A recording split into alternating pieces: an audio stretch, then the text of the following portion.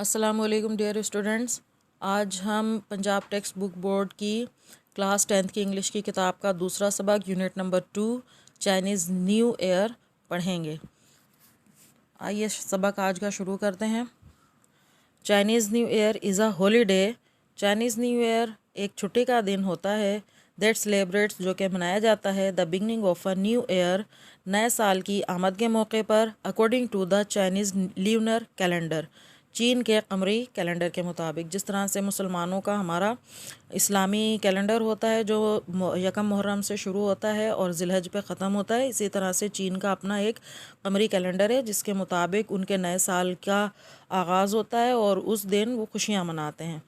It is considered to be one of the most important holidays for Chinese families. ये चीन के ख़ानदानों के लिए इंतहाई अहमियत की हामिल छुट्टियों में से एक समझी जाती है। The holiday is celebrated with big family gatherings. ये छुट्टी मनाई जाती है ख़ानदानों के बड़े बड़े इज्तिमात के ज़रिए, यानी कि फैमिलीज़ इकट्ठी होती हैं एक साथ इस दिन को मनाने के लिए। जिस तरह से हमारे यहाँ ईद बकरीद पर होता है कि हम कभी अपने नानों के घर चले गए, मामू के घर गए, खाला के घर गए, फूफो के घर गए, फिर अगले दिन वो लोग सब हमारे घर आते हैं। ये क्या है? ये फैमिली गैदरिंग्स हैं। तो चाइनीज़ न्यू ईयर्स की जो फैमिलीज़ हैं, चाइनीज़ फैमिलीज़ हैं, वो भी इस मौके पर सब इकट्ठे होते हैं और मिलजुल कर ये त्यौहार मनाते हैं। दूसरा काम क्या करते हैं? गिफ्ट गिविंग, यानी एक दूसरे को तोहफे तहाइफ देते हैं। Eating of the symbolic foods, और कुछ अलामती खाने होते हैं इस मौके के मुनासबत से जो वो तैयार करते हैं और मिलकर खाते हैं। And display of the festive decorations, और इस मौके की मुनासबत से वो अपने घरों को सजाते हैं, संवारते हैं। All focused on bringing good luck, और तमाम की तमाम चीज़ों का जो मरकज़ होता है वो होता है कि जी उनके घरों में खुशबख्ती आए फॉर द न्यू ईयर, नए साल में। And celebrating the coming of spring, और इसके अलावा वो मौसम बहार की आमद को भी मनाते हैं। जैसे ये हिंदुस्तान में, इंडिया में होता है ना कि नया मौसम बहार में वो बसंत का त्यौहार मनाते हैं, मौसम बहार को एंजॉय करने के लिए, खुशियाँ मनाने के लिए। इसी तरह से जो चीन के लोग हैं वो भी मौसम बहार की आमद के मौके पर ये त्यौहार मनाते हैं। In China, the lunar calendar is still used to determine traditional holidays like Chinese New Year. चीन में कमरी कैलेंडर को आज तक इस्तेमाल किया जाता है। क्यों इस्तेमाल किया जाता है? टू डिटरमाइन, ताकि तयन किया जा सके ट्रेडिशनल हॉलीडेज़, रिवायती छुट्टियों का, लाइक चाइनीज़ न्यू ईयर, जैसे कि चीन का नया साल। ठीक है, उनका अपना जो ट्रेडिशनल हॉलीडेज़ को डिटरमाइन यानी तयन करने के लिए वो अपना कमरी कैलेंडर इस्तेमाल करते हैं। Since the lunar calendar is based on the phases of the moon, चूँकि चाँद की हालतों पर बुनियाद होती है इस कमरी कैलेंडर की, which has a shorter cycle than the sun, सूरज की निस्बत जिसका चक्कर छोटा होता है। Chinese new year is never on the same day each year. हर साल जो चीन का नया साल मनाया जाता है वो हर साल एक ही दिन पर नहीं आता, but typically fall somewhere between January 21 and February 20। और आमतौर पर होता है क्या है, या रिवायती तौर पर ये न्यू ईयर 21 जनवरी से 20 फरवरी के दरमियान किसी भी दिन आ जाता है। Celebrations can actually last up to a month. अब ये जो खुशियाँ मनाई जाती हैं ये तकरीबन दर हकीकत एक माह तक मनाई जाती हैं, यानी ये 21 जनवरी से लेकर 20 फरवरी तक अपना न्यू ईयर का सेलिब्रेशन जारी और सारी रहता है। नए साल की खुशियाँ मनाते रहते हैं और मौसम बहार को वेलकम करते हैं। Here are some traditions associated with Chinese new Year. अब कुछ रिवायात हैं जो कि चाइनीज़ न्यू ईयर से वाबस्ता हैं, यानी इस मौके पर वो क्या क्या करते हैं वो सारी आपको डिटेल्स आगे बता रहे हैं। क्लीनिंग हाउसेस, यानी घरों की सफाई सुथराई।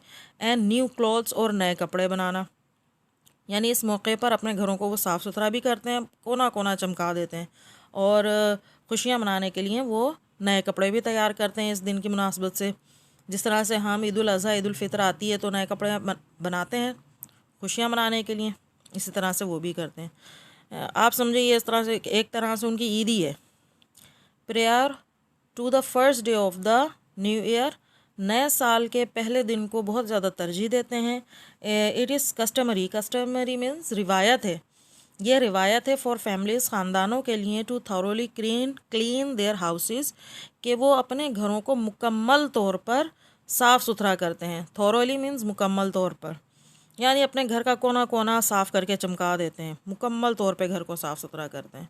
अब इसका मकसद क्या है वो आगे बता रहे हैं। डूइंग दिस इज़ सेड, इस तरह से करने के बारे में कहा जाता है, to clear out any bad luck from the previous year, यानी पिछले साल की जितनी भी बदबख्ती है उसको घर से साफ़ करके बाहर निकाल दिया जाए। And to make the house ready to accept good luck for the coming year, और आने वाले साल की खुशबख्ती को कबूल करने के लिए अपने अपने घरों को तैयार किया जाए। यानी अपने घर से सफाई सुथराई कर दी। इसका मतलब क्या है उनके यहाँ कि घर में जितनी भी बदबख्ती है पिछले साल की वो सब घर से बाहर निकाल दी, और जो नए साल में आने वाली खुशबख्ती है उसको वो लोग वेलकम कर रहे हैं, अपने घरों को तैयार कर रहे हैं कि खुशबख्ती को कबूल करें।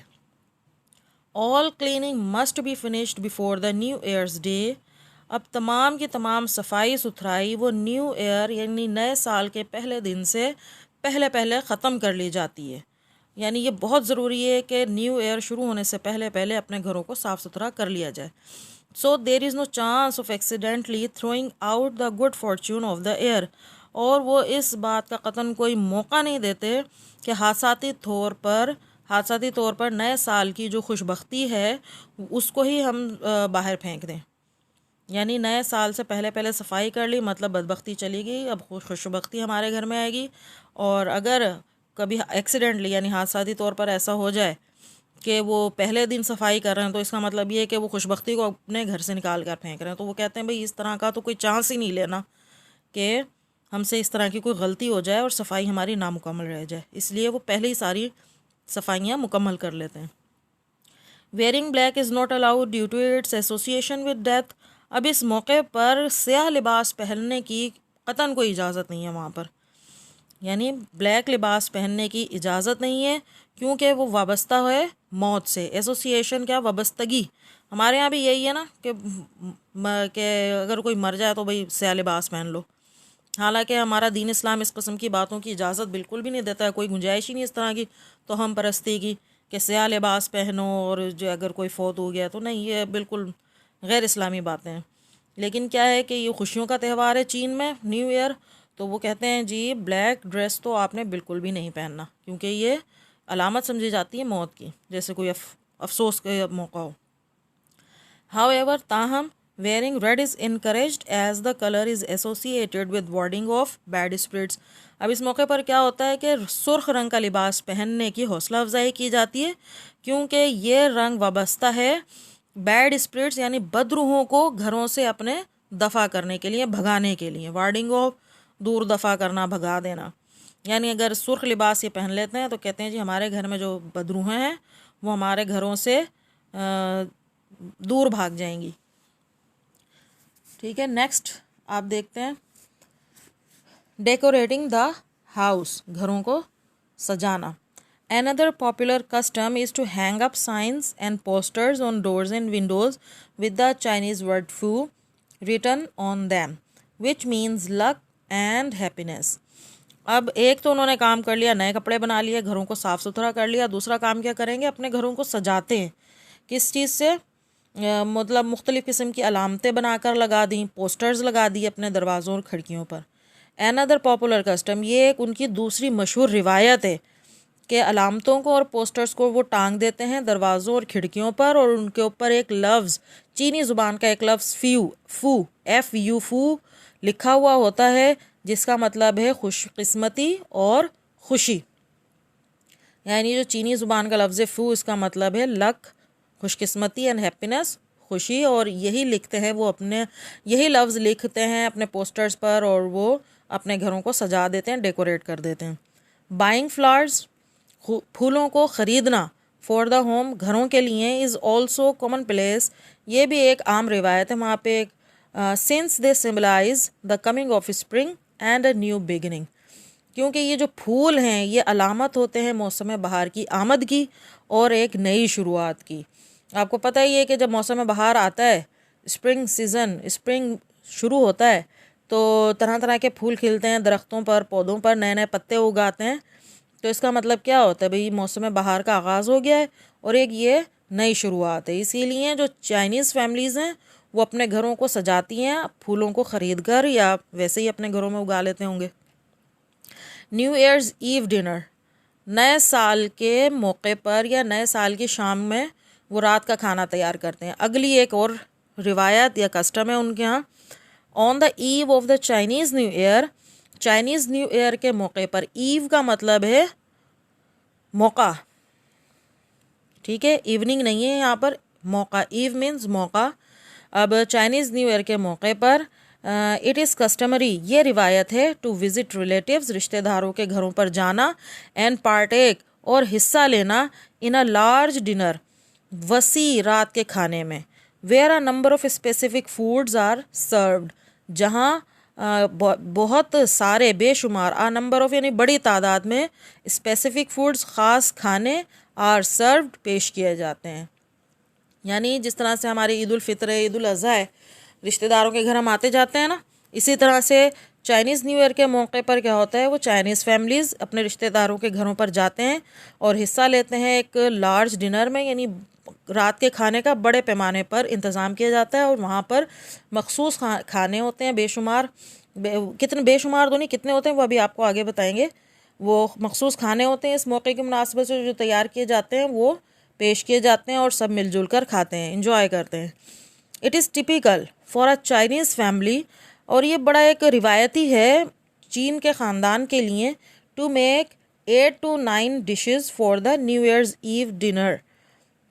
अब क्या है एक रिवायत वहाँ पर कि कोई भी चाइनीज़ फैमिलीज़ है, अगर उनके घर में रिश्तेदार आ रहे हैं तो उनके लिए ज़रूरी है कि वो 8 से 9 खाने बनाएं न्यू ईयर के मौके के मुनासबत से, डिनर के लिए, रात के खाने के लिए। अब क्यों हो? Because in Chinese family, Chinese language, the word 8 means prosperity and the word 9 means long lasting. अब ये क्यों ज़रूरी है कि न्यू ईयर के मौके पर 8 से 9 डिशें ही बनाएं? क्योंकि चाइनीज़ लैंग्वेज में, चीनी ज़ुबान में, वर्ड 8 यानी जो लफ्ज़ 8 का मतलब है, उसका मतलब है प्रॉस्पेरिटी यानी खुशहाली, और जो लफ्ज़ 9 है उसका मतलब है लॉन्ग लास्टिंग यानी देरपा, पायदार, काफ़ी देर तक रहने वाला। ठीक है, तो अगर 8 या 9, कम से कम 8 और ज़्यादा से ज़्यादा 9 खाने उन्हें बनाने होते हैं, ये बहुत ज़रूरी है। और इसका मतलब ज़रूरी क्यों है? क्योंकि चीनी ज़ुबान में 8 का मतलब खुशहाली और 9 का मतलब देरपा, पायदार, ज़्यादा देर तक रहने वाली। ठीक है, आगे देखते हैं। गिविंग गुड लक गिफ्ट्स, अब इस मौके पर क्या करते हैं कि वो खुश किस्मती के लिए, खुशबख्ती के लिए तोहफ़े तहाइफ एक दूसरे को देते हैं। It is traditional practice for adults to give children little red envelopes filled with money in order to symbolize wealth and prosperity for the coming year। अब ये एक और रिवायत है कि जो चीन के बुज़ुर्ग या बड़े हैं वो बच्चों को देते हैं छोटे छोटे सुर्ख लिफाफे, एनवलप्स मीन्स लिफाफे, फिल्ड जो कि भरे हुए होते हैं विद मनी, पैसों से, इन ऑर्डर टू सिम्बलाइज, अलामती तौर पर जो अलामत बन जाते हैं, वेल्थ, दौलत, एंड प्रॉस्पेरिटी, और खुशहाली के लिए, फॉर द कमिंग ईयर, नए साल में।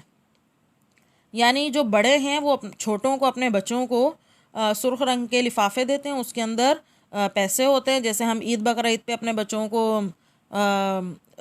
ईदी देते हैं, पैसे मिलते हैं कि नहीं, हमें मिलते हैं, हमारे बड़े दे रहे हैं, अम्मी अब्बू दे रहे हैं, चाचा ताया दे रहे हैं, खाला खालू दे रहे हैं, और दूसरे जितने भी रिश्तेदार हैं बच्चों को वो ईदी दे रहे होते हैं। इसी तरह से जो चीन के ख़ानदान हैं, चीनी फैमिलीज़ हैं, चाइनीज़ फैमिलीज़ हैं, वो भी अपने बच्चों को सुर्ख रंग के लिफाफों में वो पैसे देते हैं, जिसका मतलब है कि भाई आने वाले साल में हमारे घरों में दौलत और खुशहाली आए। हालांकि ये तो एक तौहम परस्ती की बात है, हमारे दीन में इस तरह की कोई चीज़ नहीं है। ये ईदी बच्चों को देते हैं, बस खुश हो जाते हैं बच्चे, चलो एंजॉय करेंगे, अपनी पसंद की चीज़ें खा लेंगे, या कुछ उन्होंने ख़रीदना होगा वो ख़रीद लेंगे, बस ये होता है कि खुशियाँ बाँटें। हमारे यहाँ ये मकसद है बच्चों को ईदी देने का। ये वहम नहीं हम पालते जी आने वाले साल में दौलत आएगी, खुशहाली आएगी, ऐसा नहीं है। दीन इस्लाम में इस तरह की कोई चीज़ नहीं है। आगे पढ़ते हैं। It is also common for elders to present red packets to unmarried members of the family. अब दूसरी एक और आम रिवायत क्या है कि जो बड़े हैं वो प्रेजेंट पेश करते हैं या तोहफ़ा देते हैं सुर्ख रंग के पैकेट्स में उन लोगों को जो ख़ानदान के गैर शादीशुदा अफराद हैं। ठीक है, एक आम रिवायत क्या है कि एक तो बच्चों को उन्होंने सुर्ख लिफाफे दे दिए पैसों से भर के, और दूसरा क्या है कि ख़ानदान के जितने भी गैर शादीशुदा अफराद हैं उनको सुर्ख रंग के पैकेट्स देते हैं और उसके अंदर उन्होंने कोई भी गिफ्ट पैक किया हुआ होता है।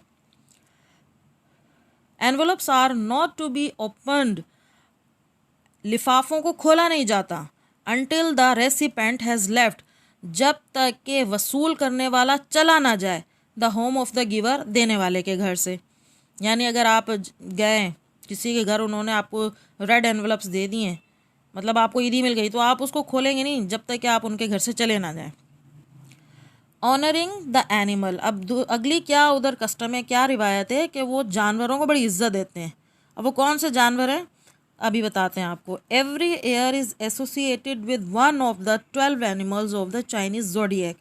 जोडियक मतलब बुर्ज या सितारा। अब चीन में 12 बुर्ज हैं और उन्हीं बुर्ज के हिसाब से हर बुर्ज का अलग अलग एक जानवर है, यानी 12 बुर्ज 12 जानवर। तो वो क्या है, चाइनीज़ जोडियक चीन के बुर्ज के 12 जानवर में से एक जानवर से हर साल को मंसूब कर दिया जाता है, वाबस्ता कर दिया जाता है। मतलब अगर ये एक साल है, अब जैसे 12 बुर्ज है, उनमें से किसी बुर्ज का एक जानवर है शेर, दूसरे बुर्ज का, दूसरे जोडियक का जानवर है फिश, तीसरे जो जोडियक है तीसरा जो बुर्ज है उसका एनिमल आ गया शीप। तो अब एक साल को वो कर देंगे शीप के नाम, दूसरे साल को नाम कर देंगे फ़िश के नाम, यानी पूरा साल फ़िश फ़िश फ़िश। और एक साल को फॉर एग्ज़ाम्पल वो वाबस्ता कर देते हैं, एसोसिएट कर देते हैं शेर से, ये साल पूरा शेर के नाम। आगे क्या है, these animals are often represented in decorations. अब इन जानवरों को वो पेश करते हैं अपने सजावट में, यानी अगर 12 एनिमल्स हैं ना, तो अगर वो अपने घरों को डेकोरेट कर रहे हैं, सजा रहे हैं, तो वो जानवरों की तस्वीरें भी लगाएंगे, 12 जानवरों की। सम पीपल बिलीव दैट, कुछ लोगों का ख्याल है कि या कुछ लोग ये यकीन करते हैं कि those born during the year of a particular animal may have the character traits of that animal। अब मिसाल के तौर पर इन्होंने ये साल शेर से एसोसिएट कर दिया है, लाइन से वाबस्ता कर दिया है, तो अब उन लोगों का ये ख्याल है कि भाई इस पूरे एक साल के दौरान जितने भी लोग पैदा होंगे, जितने भी बच्चे पैदा होंगे, तो वो उनके किरदार में जो खूबियाँ होंगी वो उसी जानवर वाली होंगी। जैसे ये पूरा एयर लाइन के नाम कर दिया ना, तो इस पूरे साल में जितने भी बच्चे होंगे तो उनके जो किरदार में खूबियाँ हैं, ट्रेड्स मीन्स क्वालिटीज़, खूबियाँ हैं, वो उसी जानवर जैसी होंगी, शेर जैसी, लाइन जैसी होंगी। ये बस तो हम परस्ती है और कोई बात नहीं है। हमारा दीन इस्लाम इस किस्म की बातों की इजाज़त नहीं देता। आगे देखते हैं, Chinese new year is a time. अब ये जो चाइनीज़ न्यू ईयर चीन का त्यौहार है, ये एक ऐसा वक्त होता है when the family should come together, जब जो ख़ानदान हैं एक दूसरे के करीब आ जाते हैं, मिलजुल के बैठते हैं। In order to give thanks, शुक्रिया अदा करने के लिए, फॉर द ईयर, उस साल के लिए, दैट हैज़ पास्ड, जो गुज़र गया। क्या मतलब है, क्या मतलब हम सब इकट्ठे हो गए तो भाई गुज़िश्ता साल में आपने मुझे ये फेवर दिया, आपने मेरी ये हेल्प की, तो थैंक यू, आपका शुक्रिया पिछले साल। अब आगे क्या है, एंड रिनविगोरेट, रिनविगोरेट मीन्स टू स्ट्रेंथन, यानी मजबूत बनाना। किस चीज़ को मजबूत बनाएंगे, देमसेल्व्स, खुद को, फॉर द कमिंग ईयर, आने वाले साल में। ठीक है, यानी इस मौके पर तमाम फैमिली एक दूसरे के करीब आ जाती है, इकट्ठे होकर बैठते हैं और गुज़िश्ता साल के लिए, गुज़रे हुए साल के लिए एक दूसरे का शुक्रिया अदा करते हैं और एक अपने आप को, ख़ुद को, एक दूसरे को मजबूत बनाने का भी वादा करते हैं कि भाई अगले साल हम एक दूसरे को स्ट्रेंथन करेंगे, रीइनविगोरेट करेंगे, मजबूत बनाएंगे। इस चैप्टर का थीम देखें, जो इसका सेंट्रल आइडिया है, Chinese new year is one of the major festivals in Chinese culture. अब ये जो चाइनीज़ न्यू ईयर एक फेस्टिवल त्यौहार है, ये चीन की कल्चर यानी चीन के सकाफ़त में बड़े त्यौहारों में से एक है। Just like other ethnic communities of the world, बिल्कुल दुनिया की दूसरी बाखलाक बाकिरदार ख़ानदानों की तरह, फैमिलीज़, कम्युनिटीज़ की तरह, इन चाइना टू, चीन में भी, the new year is the most important day of the year. तो चाइनीज़ न्यू ईयर साल के अहम तरीन दिनों में से एक है। दिस इज़ द टाइम, ये वो वक्त होता है when the family members strive to be with their near and dear ones. ये एक ऐसा मौका होता है जब फैमिली मेम्बर्स यानी ख़ानदान के जो अफराद हैं अपने अजीज़ व अकारीब के साथ, अपने दोस्तों के साथ, अपने प्यारों के साथ मिल बैठते हैं, इकट्ठे हो जाते हैं, इंजॉय करते हैं। They regard this as a time to usher out of the old year and welcome the new. ये इस मौके को वो कहते हैं, वाबस्ता करते हैं, एसोसिएट कर देते हैं कि जी गुज़िश्ता साल, पुराने साल में जो भी बदबख्ती है या जो भी बुराई थी उसको हम भूल जाएं या अपने घरों से, अपने जहनों से निकाल दें और नए साल को वेलकम करें, खुशामदीद कहें with great festivities and merry making. खुशियाँ मनाते हुए, त्यौहार मनाते हुए आने वाले साल को वेलकम करें। इसकी ग्लोसरी देखें, ये भी बहुत ज़्यादा इम्पोर्टेंट है क्योंकि ये जो MCQs होते हैं उसमें नॉर्मली क्या होता है, आपको वर्ड दे दिया जाता है और 3-4 आपको ऑप्शंस दे देते हैं, भाई जो करेक्ट इसका मीनिंग है उसको आप टिक लगाएं। तो ग्लोसरी इसकी देखें। एसोसिएशन मीन्स फीलिंग दैट, ऐसा महसूस करना, is concern with a particular event, कि वो किसी ख़ास मौके से जुड़ा हुआ है, जैसे वाबस्तगी। सेलिब्रेशन मीन्स पार्टी और special event at which you celebrate something, कोई भी पार्टी है या कोई भी ख़ास मौका है जिस पर आप मनाते हैं, यानी सेलिब्रेशन मनाना। कस्टमरी, यूजुअल फॉर समबडी, किसी भी शख्स के लिए एक आम सी बात, यानी रिवायत बन गई है ना, ऐसा करना ही करना है, हमें पहले से करते हुए आ रहे हैं, रिवायत है। गैदरिंग्स यानी ब्रिंगिंग टुगेदर, इकट्ठे होना, इकट्ठे लाना, एक साथ जमा कर देना। और coming together of people of family, ख़ानदान के अफराद को इकट्ठा कर लेना। गैदरिंग्स इज्तिमा भी कहते हैं, मिलजुल कर बैठना। Lunar, relating to the moon, lunar means कमरी, चांद से ताल्लुक़ रखने वाली चीज़। Partake means take a part और शेयर इन, यानी हिस्सा लेना, हिस्सा डालना। रेसिपिएंट मीन्स रिसीवर, हासिल करने वाला, वसूल करने वाला। रीइनविगोरेट मीन्स स्ट्रेंथन, मजबूत बनाना। Symbolise means to represent something by means of a symbol, किसी भी अलामत के ज़रिए किसी भी चीज़ को पेश करना, अलामत बना देना, सिम्बलाइज। ट्रेट्स मीन्स करेक्टरिस्टिक्स, यानी खूबियाँ, खुसूसियात। आगे वोकैबुलरी देखें। Give the meaning of each word are used in the lesson, दिए सबक के मुताबिक या सबक में जिस तरह से इन अल्फाज को इस्तेमाल किया गया है उसके हिसाब से, उसके मुताबिक इन अल्फाज के मीनिंग बताएं। ये भी वही चीज़ है कि MCQs में पूछा जा सकता है, ये आपको पता होना चाहिए लाजमी तौर पर, इन्हें अच्छी तरह याद कर लें। गैदरिंग मीन्स, ये ऊपर हमने पढ़ा है वही लफ्ज़ है ये, यानी कि इकट्ठा होना, इज्तिमा कर होना। फिर कस्टमरी मीन्स रिवायत। थोरोली मीन्स कम्प्लीटली, यानी मुकम्मल तौर पर। कॉमन प्लेस मीन्स आम सी बात। पार्टेक मीन्स हिस्सा लेना। ट्रेट मीन्स कैरेक्टरिस्टिक्स, यानी खूबियाँ। रीइनविगोरेट मीन्स स्ट्रेंथन, मीन्स मजबूत बनाना।